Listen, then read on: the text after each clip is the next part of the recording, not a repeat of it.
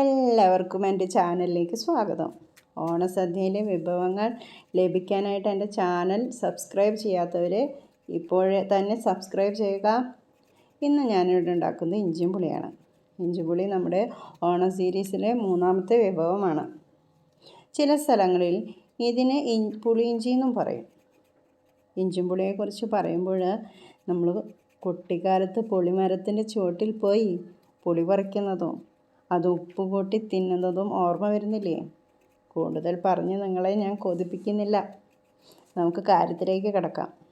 ഇഞ്ചിപ്പുളി ഉണ്ടാക്കാനായിട്ട് പ്രധാനമായും 3 ഇൻഗ്രീഡിയൻസ് ആണ് ആവശ്യമുള്ളത്. ഇഞ്ചിയും പുളിയും പിന്നെ പച്ചമുളകും. ഇവിടെ ഞാൻ കുനുകുന അരിഞ്ഞു വെച്ചിരിക്കുന്ന ഇഞ്ചി 1 കപ്പ് എടുത്തിട്ടുണ്ട്. കുനുകുന അരിഞ്ഞു വെച്ചിരിക്കുന്ന 5-6 പച്ചമുളക് എടുത്തിട്ടുണ്ട്.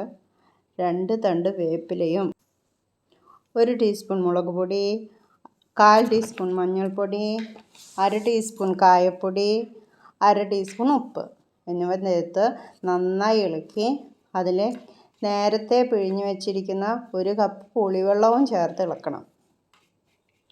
ചിലരൊക്കെ ഇഞ്ചി എണ്ണയിലിട്ട് വറുത്തിട്ടാണ് ഇടാറ്. പക്ഷെ ഞാൻ അങ്ങനെ ചെയ്യാറില്ല.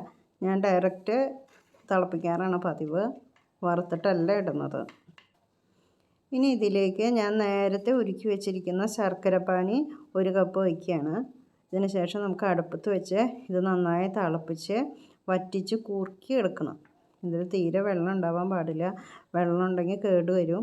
എല്ലാം വറ്റിച്ച് കുറുക്കി എടുക്കണം. അതിനായിട്ട് ഞാൻ നന്നായി തിളപ്പിക്കുകയാണ്. ഇത് തിളച്ച് വരുമ്പോൾ തന്നെ ഇതിൻ്റെ കായത്തിൻ്റെ മണവും പുളിയുടെ രുചിയും ഒക്കെ നമ്മുടെ റൂമിൽ പരന്നിരിക്കും. ഇതിപ്പോൾ ഏതാണ്ട് കുറുകിയിട്ടുണ്ട്. കുറച്ചും കൂടി വറ്റിക്കഴിഞ്ഞാൽ നമുക്ക് ഇത് കാച്ചാനായിട്ട് നമുക്ക് കടുക് പൊട്ടിച്ച് പച്ചമുളകും വേപ്പിലയും ചേർത്തിട്ട് ഇത് കാച്ചിയെടുക്കാം കേട്ടോ. ഈ ഓണത്തിന് നിങ്ങൾ തീർച്ചയായും ഇതുണ്ടാക്കി നോക്കണം. എൻ്റെ ചാനൽ സബ്സ്ക്രൈബ് ചെയ്യാനും ലൈക്ക് ചെയ്യാനും നിങ്ങൾ മറക്കരുത്.